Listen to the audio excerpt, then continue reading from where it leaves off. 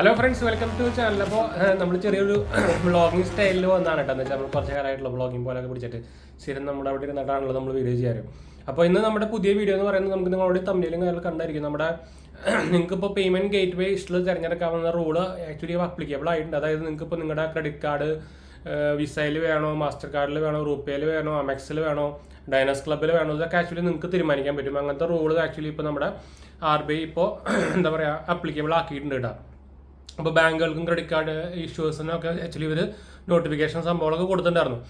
അപ്പോൾ ഇത്ര കാലം എങ്ങനെയാണ് സംഭവം എന്ന് വെച്ചാൽ നിങ്ങൾ ഒരു ബാങ്കും ഒരു പേയ്മെൻറ്റ് ഗേറ്റും, അതായത് ഇപ്പോൾ ഒരു എക്സാമ്പിളായിട്ട് നമുക്കിപ്പോൾ ഒരു ആക്സിസ് ബാങ്കോ അല്ലെങ്കിൽ ഇപ്പോൾ ICICI ബാങ്കോ ഒക്കെ വേണമെങ്കിൽ ഇപ്പോൾ ഒരു പേയ്മെൻറ്റ് ഗേറ്റുമായിട്ട് അവർ ഓൾറെഡി ടൈപ്പ് ആയിരിക്കും. അതായത് അവർക്ക് എഗ്രിമെൻറ്റ് സംഭവങ്ങളൊക്കെ ഉണ്ട്. അപ്പോൾ അതിൽ മുമ്പത്തെ എഗ്രിമെൻറ്റ് എന്ന് പറയുമ്പോൾ നമുക്ക് അവർ ഓൾറെഡി ഇപ്പോൾ വിസയുടെ എഗ്രിമെൻറ്റിലുള്ള ആൾക്കാരാണെങ്കിൽ അവർക്ക് ആക്ച്വലി വേറെ പേയ്മെൻറ്റ് ഗേറ്റ് വേണേൽ പിടിക്കാൻ ഭയങ്കര പാടായിരുന്നു. വെച്ചാൽ അങ്ങനത്തെ ഒരു റൂളും സംഭവങ്ങളൊക്കെ അതിൽ റെഗുലേഷൻ ഉണ്ടായിരുന്നു.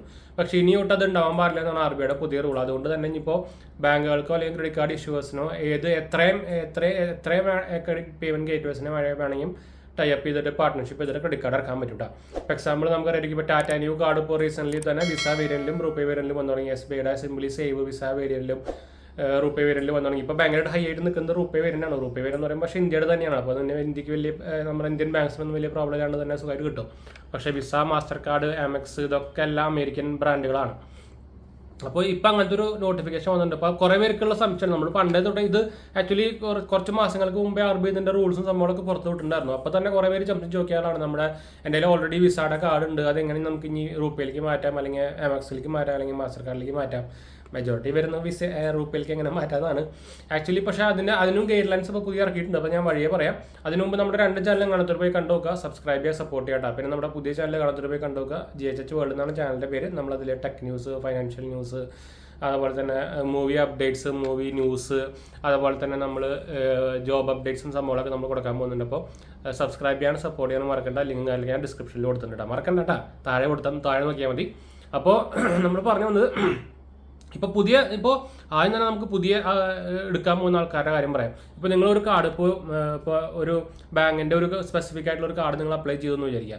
അപ്ലൈ ചെയ്ത് കഴിഞ്ഞപ്പോൾ പുതിയ റൂൾ അനുസരിച്ച് നമുക്ക് ഇപ്പോൾ നോട്ടിഫിക്കേഷൻ നമ്മൾക്ക് ഇപ്പോൾ നമ്മുടെ അപ്ലിക്കേഷൻ്റെ ഒരു മിഡിൽ ഭാഗത്ത് എത്തുമ്പോൾ നമുക്ക് അതിൽ ഓപ്ഷൻ വരണം ശരിക്കും. നിങ്ങൾക്ക് റുപ്പേ വേണോ, വിസ വേണോ, അല്ലെങ്കിൽ അമെക്സ്. അപ്പോൾ ഇപ്പോൾ അത് ഡിപ്പെൻസ് ആണ് നമ്മുടെ ബാങ്കിന് അവരായിട്ട് ടൈപ്പ് വേണം. ഇപ്പോൾ 10 lakh താഴെയുള്ള ക്രെഡിറ്റ് കാർഡ് യൂസേഴ്സ് ഉള്ള ബാങ്കുകൾക്കാണെങ്കിൽ ശരിക്കും ഇപ്പോൾ ആക്ച്വലി ഇതെല്ലാം എന്താ പറയുക എല്ലാ പേയ്മെൻറ്റ് ഗേറ്റ് വൈസും ടൈപ്പ് ചെയ്യാനൊന്നും നിർബന്ധമൊന്നുമില്ല. എന്ന് വെച്ചാൽ അവർക്ക് ബിസിനസ് കുറവാണല്ലോ. അതിന് മുകളിലൊക്കെ HDFC ബാങ്കിനൊക്കെ സുഖമായിട്ട് ചെയ്യാം. HDFC ബാങ്ക് എന്തായാലും വേണമെന്ന് നിർബന്ധമാണ്. എന്ന് വെച്ചാൽ അവർക്ക് എല്ലാം ഉണ്ട്, അത് വേറെ കാര്യം. അപ്പോൾ നിങ്ങൾക്ക് നമ്മൾ അപ്ലൈ ചെയ്യുമ്പോൾ അതിൽ ഓപ്ഷൻ വരും. അപ്പോൾ നിങ്ങൾക്ക് ഇഷ്ടമുള്ള സെലക്ട് ചെയ്തിട്ട് നമുക്ക് നോർമൽ പോലെ അപ്ലൈ ചെയ്ത് പോകാം. അപ്പോൾ നിങ്ങൾക്ക് ഇഷ്ടമുള്ള പേയ്മെൻറ്റ് ഗേറ്റ് വഴി വിസയുടെ കാർഡ് ഇഷ്ടമുള്ളവർക്ക് വിസ എടുക്കാം, റുപ്പേ എടുക്കുന്നവർക്ക് റുപ്പേ എടുക്കാം. അപ്പോൾ അങ്ങനെ ഒരു ഓപ്ഷൻ നമുക്കുണ്ട്. ഇപ്പോൾ ഓൾറെഡി ഇപ്പോൾ ഒരു കാർഡ് ഇപ്പോൾ എൻ്റെ നിങ്ങൾക്ക് അറിയാം, അതിൽ കുറേ കാർഡുകളുണ്ട്. 10, 50, 50+, 55+ കാർഡുകളുണ്ട്. അപ്പോൾ അതിൽ ഒരു എക്സാമ്പിളായിട്ട് നമ്മളിപ്പോൾ ഏത് കാർഡ് എടുക്കുക, ഇപ്പോൾ ഞാൻ ആക്സിസിൻ്റെ നിയോ കാർഡ് എടുത്തു വിചാരിക്കുക. അപ്പോൾ ആക്സിസിൻ്റെ നിയോ കാർഡ് വിസ വരില്ല വരുന്നത്. ഇപ്പോൾ എനിക്കത് റുപ്പേ കാർഡിൽ അല്ലെങ്കിൽ ഇപ്പം എല്ലാവർക്കും ചോദ്യം വരിക റുപ്പേ കാർഡിലേക്ക് മാറ്റണം എന്നാണല്ലോ. അപ്പോൾ റുപ്പേ കാർഡിലൊന്നും മാറ്റം വിചാരിക്കുക പറ്റുമോ? അതാണ് പുതിയ റൂൾ വന്നേക്കുന്നത്. ഒരു മിനിറ്റ് ഞാൻ ഒന്ന് എക്സ്റ്റെൻഡ് ചെയ്യട്ടെ. അപ്പോൾ പുതിയ അതെങ്ങനെയാണ് റൂൾ വന്നേക്കുന്നത് വെച്ചാൽ, പുതിയ റൂൾ അനുസരിച്ച് നിങ്ങൾ ഓൾറെഡി ഒരു എക്സിസ്റ്റിംഗ് കസ്റ്റമർ ആണെങ്കിൽ നിങ്ങളുടെ കാർഡ് വാലിഡിറ്റി കഴിയുമ്പോൾ നിങ്ങൾക്ക് വേണമെങ്കിൽ പേയ്മെൻറ്റ് ഗേറ്റ് മാറ്റാം. അതായത് നിങ്ങൾക്ക് അറിയാം നമ്മുടെ ക്രെഡിറ്റ് കാർഡിൽ ഇതിനറിയും എക്സ്പയറി ഡേറ്റ്. ആ എക്സ്പയറി ഡേറ്റ് കഴിയുമ്പോൾ നിങ്ങൾക്ക് പുതിയ കാർഡ് അയച്ചു തരില്ലേ, അങ്ങനെ ആ ടൈമിൽ നിങ്ങൾക്ക് വേണമെങ്കിൽ പേയ്മെൻറ്റ് ഗേറ്റ് മാറ്റാം. അതിന് മുമ്പ് മാറ്റാൻ പറ്റില്ല. അതാണ് പുതിയ റൂള്. അപ്പോൾ ഓൾറെഡി കാർഡുള്ളവർക്ക് ഒരു വലിയ കാര്യമൊന്നുമില്ല എന്ന് പറയുന്നത് വെച്ചാൽ നമ്മുടെ എക്സ്പയറി ഡേറ്റ് ഒക്കെ നോക്കിക്കഴിഞ്ഞാൽ മിനിമം ഒരു 5 കൊല്ലം, ചിലർക്ക് 10 കൊല്ലം, ചിലർക്ക് 8 കൊല്ലം എന്തായാലും ഉണ്ടായിരിക്കും. അപ്പോൾ അത് കഴിഞ്ഞിട്ട് നമുക്ക് പേയ്മെൻറ്റ് ഗേറ്റ് മാറ്റാൻ പറ്റുള്ളൂ. അപ്പോൾ അതാണ് പുതിയ അപ്ഡേറ്റ് വന്നേക്കുന്നത്. അപ്പോൾ ഇനി എന്തായാലും പുതിയ കാർഡ് എടുക്കുന്നവർക്ക് നല്ലൊരു പരിപാടി തന്നെയാണ്. എന്ന് വെച്ചാൽ കുറേ പേർക്ക് വിസ വേരിയൻറ്റ് ഇപ്പോൾ പ്രത്യേകിച്ച് ഇഷ്ടമല്ല, എല്ലാവർക്കും റുപ്പേ വേരിയൻറ്റ് മതി. അല്ലെങ്കിൽ അപ്പോൾ അമെക്സ് വേരിയൻറ്റ് വേണമെന്നുണ്ടെങ്കിൽ അമെക്സ് വേരിയൻറ്റ് എടുക്കാം. അപ്പോൾ അങ്ങനെ കുറേ ഗുണവും സംഭവം കിട്ടുന്നുണ്ട്. അപ്പോൾ അതാണ് നമ്മുടെ പുതിയ അപ്ഡേറ്റ്സ്. അപ്പോൾ വീഡിയോ സബ്സ്ക്രൈബ് ചെയ്യാനും സപ്പോർട്ട് ചെയ്യാനൊന്നും മറക്കണ്ട. ലിങ്ക് അല്ലെങ്കിൽ ഡിസ്ക്രിപ്ഷൻ കൊടുക്കുന്നുണ്ട്, നിങ്ങളുടെ സപ്പോർട്ട് വേണ്ട.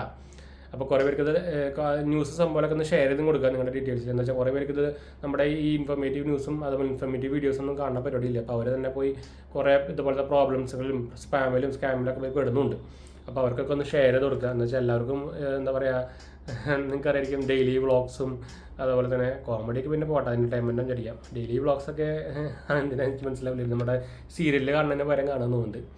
അപ്പോൾ അങ്ങനത്തെ ഇതും ഞാൻ അത് നിർത്തണം എന്നല്ല ഞാൻ പറഞ്ഞത്. ഞാൻ ചുമ്മാ ഇനിയിപ്പോൾ എന്താ പറയുക പ്രൊമോട്ട് ചെയ്തതൊന്നുമല്ല. അത് നമ്മൾ ഓരോരുത്തരുടെ ഇഷ്ടമാണല്ലോ. അത് നമ്മൾ ആക്ച്വലി പറഞ്ഞാൽ നമുക്ക് ഇൻഫോർമേറ്റീവ് ആയിട്ടുള്ള വീഡിയോസും കാണണം, അല്ലെങ്കിൽ നിങ്ങൾക്ക് പണിയെടുക്കും. പ്രത്യേകിച്ച് ഫൈനാൻഷ്യൽ സംഭവത്തിൽ എന്തായാലും അറിഞ്ഞിരിക്കേണ്ട പരിപാടിയാണെന്ന് വെച്ചാൽ നിങ്ങൾക്ക് ഫൈനാൻസ് ഇല്ലാണ്ട് ജീവിക്കാൻ പറ്റില്ലല്ലോ. അതുകൊണ്ട് നമ്മൾ പറഞ്ഞിട്ടാണ്. അപ്പോൾ എന്തായാലും നമുക്ക് വീഡിയോ വൈൻഡപ്പ് ചെയ്യാം. അടുത്ത വീഡിയോ കാണാം.